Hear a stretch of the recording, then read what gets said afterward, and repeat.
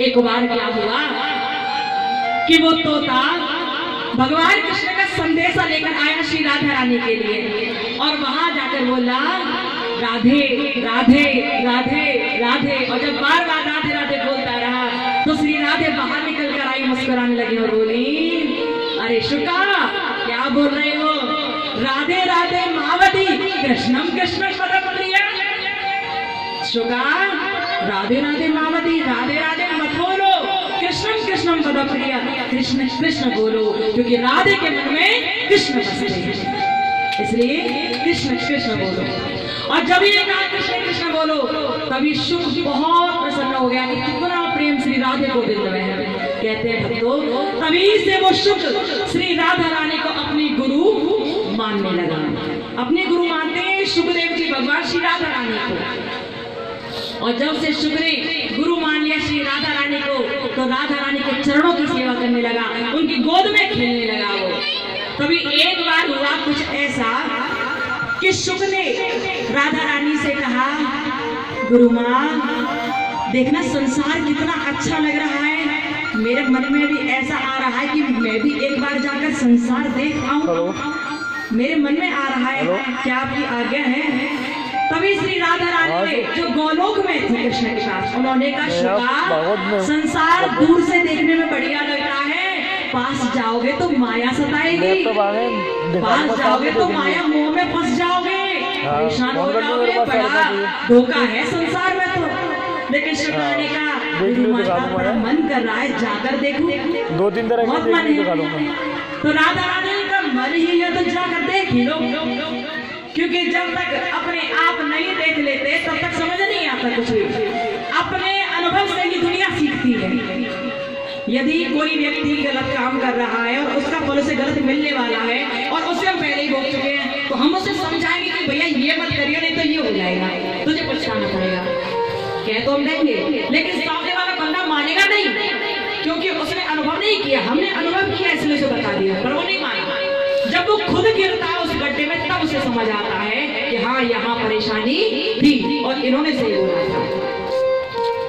श्री राधा रानी से जब शुका ने कहा कि मेरी बड़ी इच्छा है कि मैं संसार में जाऊं, तो राधा रानी ने कहा चिंता मत करो मैं तुम्हें भेज देती हूँ। और जैसे ही कहा तभी श्री राधा रानी ने उस शुका को एक अंडे में बंद कर दिया, शुका को एक अंडे में बंद कर दिया और वो अंडा ले जाकर रख दिया कैलाश के पास, अमरनाथ की गुफा में, बरगद के पेड़ के पास, जो बरगद की खोखली गुफा थी ना वहां पर रख दिया श्री राधा रानी ने उस अंडे को।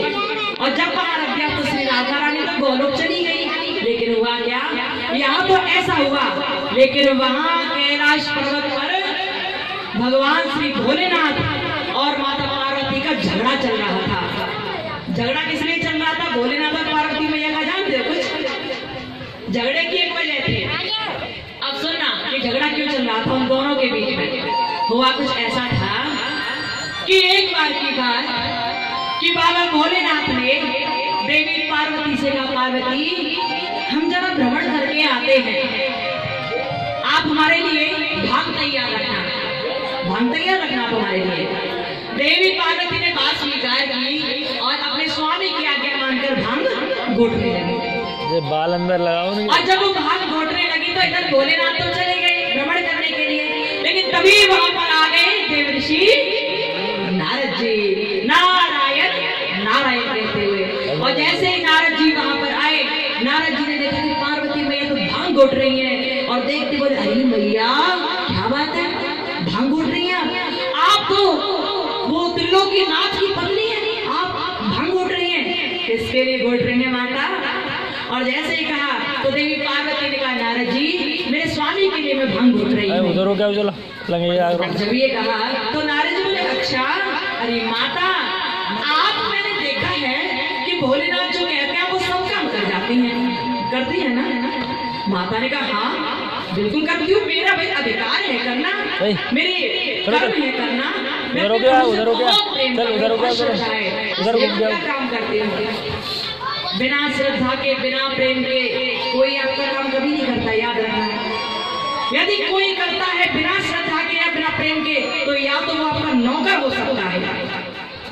क्योंकि पैसे देकर आप काम करा रहे हो। लेकिन जो श्रद्धा से, प्रेम से, स्नेह से करे वो तो कोई अपना ही हो सकता है, कोई अपना हो सकता है। देवी पार्वती ने कहा नारद जी मैं अपने भोलेनाथ के लिए भांग घोट रही हूँ।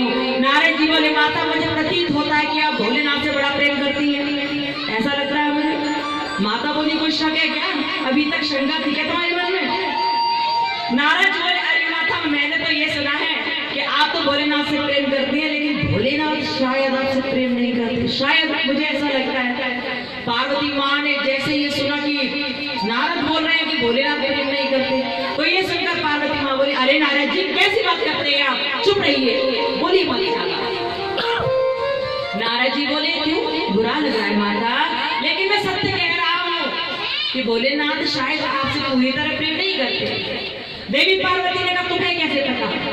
नारद जी बोले मैंने सुना है कि जहाँ प्रेम होता है वहाँ कोई छुपाव नहीं होता, हर बात एक दूसरे से शेयर की जाती है, बताई जाती है एक दूसरे को। माता मैंने ऐसा सुना है, लेकिन मुझे तो नहीं लगता कि भोलेनाथ आपको सारी बात बताते होंगे। देवी पार्वती ने कहा मुझे हर बात बताते हैं। नारद जी बोले हर बात बताते हैं तो जरा आप हमें एक प्रश्न का उत्तर दीजिए कि भोलेनाथ के गले में 108 मुंडों की माला वो कहां से आई? सब बात बताते हैं ना भोलेनाथ आपको, तो ये भी बताया होगा कि भोलेनाथ के गले में जो 108 मुंडों की माला है जिनको पहनकर घूमते हैं भोलेनाथ, वो माला कहां से? बताओ। अब तो ये सुनकर देवी पार्वती का माथा खनक गया, कहने लगी ये मुझे पता ही नहीं, मैंने कभी पूछा ही नहीं। नारद जी ने कहा माता वो प्रेम ही क्या, वो रिश्ता ही क्या जिसमें पूछने की आवश्यकता हो। प्रेमियों के रिश्ते में तो, अपनेपन के रिश्ते में तो बिना कहे हर बात समझ ली जाती है, यही तो अपनेपन का बड़प्पन होता है माता। भोलेनाथ आपसे पूरी तरह प्रेम नहीं करते। अब देवी पार्वती के मन में यही बात घूमने लगी कि नारद जी सच कह रहे हैं, नारद जी सच कह रहे हैं। माताओं का जो दिमाग होता है ना वो कभी कभी उल्टा चल जाता है। उनके पति कितने भी बढ़िया हो, लेकिन बाहर का कोई बंदा आकर कहते तुम्हारे पति उनके संग देखे थे आज हमने, तुम्हारे पति उनके संग आज हमने देखे थे, वहाँ उधर थे इधर थे, तो माताओं का दिमाग तुरंत उल्टा काम करना शुरू कर देता है। वो माता ये नहीं सोच रही कि जो बंदा आपको ब्याह कर अपने घर लेकर आया है, साथ फेरे डालकर आपको अपने घर लेकर आया है, जिस इंसान ने आपको अपना आधा अंग बनाकर अपने हृदय में जगह दे दी, जिस इंसान ने आपको अपनी इज्जत बनाकर आपको सराहत पर उठा लिया, वो आपके संग धोखा कैसे कर सकता है? विश्वास रखिए, आपके प्रेम में यदि शक्ति है तो वो दुनिया में घूमकर भी आपके पास लौट आएगा, विश्वास रखिए। लेकिन देवी पार्वती के मन में बातें चलने लगी, बहुत सारी बातें चल रही हैं। ऐसे जो पुरुष लोग होते हैं ना उनके मन में भी बातें चल जाती हैं। जब माताएं चाहे कितनी भी सही हो, लेकिन कोई बाहर का बंदा आकर कुछ कह दे माताओं के बारे में कि तुम्हारी पत्नी ना अच्छे लक्षण नहीं है, सहुर नहीं है, उसमें बढ़िया नहीं है, तो कभी जैसे ही सुनते हैं पुरुष लोग फिर तो क्रोध इतना पनप जाता है कि हावी हो जाता है उनके ऊपर, और उस क्रोध को वो अपनी पत्नी पर डाल देते हैं। लेकिन ये नहीं करना चाहिए प्यारे। जब कभी लगे कि आपका पार्टनर, आपका जो साथी है वो आपको धोखा दे रहा है या परेशान कर रहा है या किसी वजह से खुद परेशान है, तो उससे हाथ जोड़ कर कह दो भैया मेरी बात सुन ध्यान से, यदि तुझे मेरे साथ रहना पसंद नहीं है तो तू मुझसे दूर रह, लेकिन खुश रहे। क्योंकि लड़ाई झगड़े में, मारा पीटी में कभी भी अच्छी बात नहीं होती, बदनामी होती है, गलत बातें हैं सब। यदि एक दूसरे को रिश्ता पसंद नहीं है दूर हो जाओ, प्यार से दूर हो जाओ, तो लड़ाई झगड़ा बिल्कुल ठीक नहीं। देवी पार्वती समझ गई कि जरूर कोई ना कोई चक्कर है, इसलिए भोलेनाथ ने मुझे बात नहीं बताई। नारद जी बोले माता बताओ ना, प्रश्न का उत्तर दो ना। देवी पार्वती ने कहा ये तो मुझे पता ही नहीं, कैसे बताओ। अब नारद जी ने कहा माता ठीक है पूछ लेना, मैं फिर आऊंगा फिर मुझे बता देना। देवी पार्वती के मुख से कुछ भी नहीं निकला। नारद जी वहां से निकल लिए, नारद जी वहां से चले गए, और जैसे ही कैलाश से बाहर निकले तभी बीच रास्ते में मिल गए बाबा भोलेनाथ। बोलो भोलेनाथ की, भोलेनाथ मिल गए बीच में। तो जैसे ही मार्ग में मिले, भोलेनाथ ने देखा कि कैलाश पर्वत से होते हुए नारद जी आ रहे हैं। अब तो मतलब कोई ना कोई बात जरूर है, कुछ ना कुछ करके आया होगा ये। नारद जी ने भोलेनाथ को देखते ही प्रणाम किया। बोले बाबा प्रणाम हो। भोलेनाथ ने कहा नारद बड़े घरों में आए, लेकिन जब आए हो तो कुछ ना कुछ करके जा रहे होंगे, हम जानते हैं।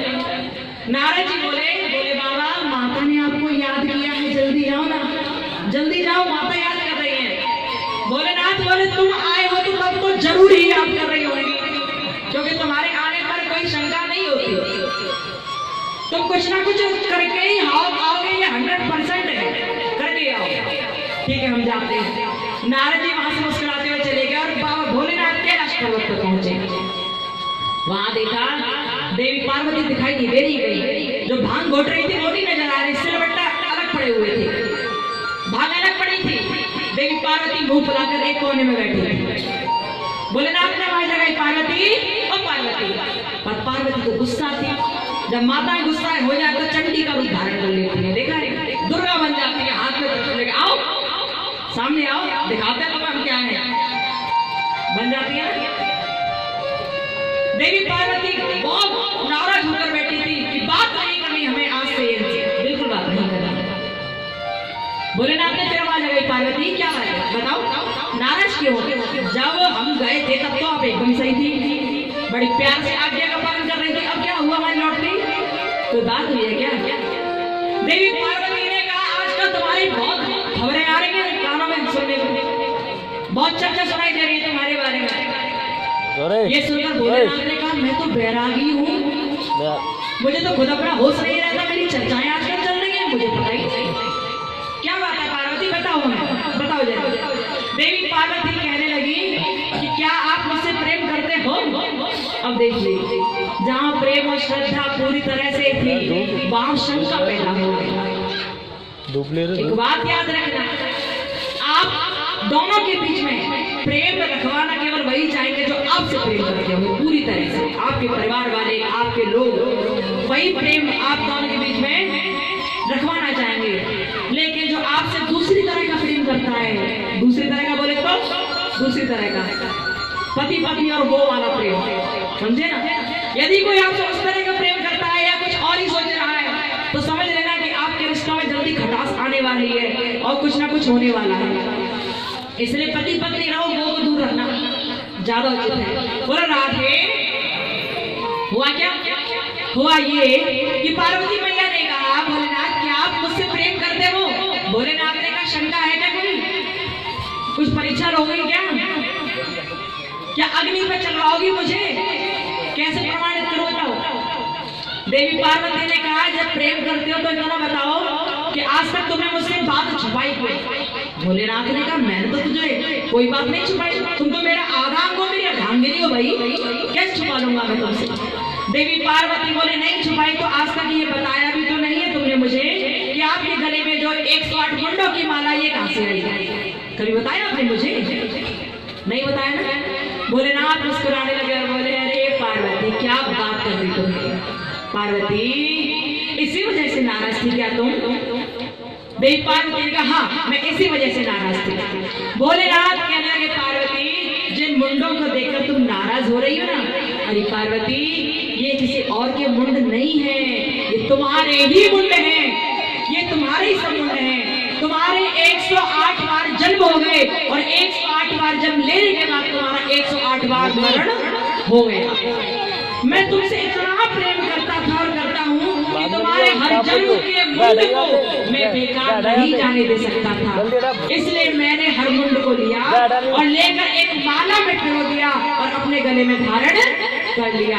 बोलो भोलेनाथ की जय हो। जब इतनी सुंदर बात गई तो देवी पार्वती ने कहा आहा बहुत उपहास करते हैं आप, कितना बड़ा मजाक कर दिया आपने। अरे भोलेनाथ इतना बड़ा मजाक कैसे? मैं 108 बार पैदा हुई और 108 बार जन्म लेने के बाद मेरा मरण भी हो गया और आप पहले भी ऐसे अब भी ऐसे, ना पहले बूढ़े हुए ना अब बूढ़े हुए, ना पहले मरे ना अब मरे। मतलब मैं 108 बार पैदा हो गया मरे और आप जियोगे क्यों बने रहे, बूढ़े भी नहीं हुए मरे भी नहीं। ऐसे कौन से अमर बेल आपके पल्ले पड़ेंगे, ऐसे कौन सा अमर मूल आप खाकर आए थे? नहीं हमें भी उसमें से कुछ खिला दो, हम भी अमर हो जाएंगे, हमें भी खिला दो। इस बात को सुनकर भोलेनाथ मुस्कुराने लगे और बोले, पार्वती मैंने तो अमर कथा सुनी थी, इसलिए मैं अमर हो गया। और जैसे ये कहा कि मैंने अमर कथा सुनी इसलिए अमर हो गया, तो ये सुनकर देवी पार्वती बोली, हमें भी अमर कथा सुननी है, हमें भी अमर होना है, हमें अमर कर दीजिए ना। भोलेनाथ ने कहा, सब लोग नहीं सुन पाते अमर कथा, सो जाते हैं बीच में, क्योंकि कथा बहुत बड़ी है, सो जाते हैं बीच में। ध्यान देना है शब्द पर। जब यहाँ भागवत चलती है तो आप में से कुछ लोग सोते हैं, क्योंकि हर किसी के पल्ले ये भागवत नहीं पढ़ने वाले हैं। जिन पर उनकी कृपा है वो पूरी तरह से ध्यान लगाकर कथा को सुन पाते हैं। जब भोलेनाथ ने कहा तुम नहीं सुन पाओगी, मान जाओ, तो देवी पार्वती पीछे पड़ गई, ना मैं सुन लूंगी, मुझे सुना दो, मैं सुन लूंगी। हट पड़ गई और कहने लगी, बड़ा प्यारा सा भजन है, बड़ा पुराना सा। देवी पार्वती बार बार कहने लगी भोलेनाथ से, भोलेनाथ सुनाओ ना मुझे भी अमर कथा, जिससे मैं भी अमर हो जाऊं। कहने लगी, हट पड़ गई गो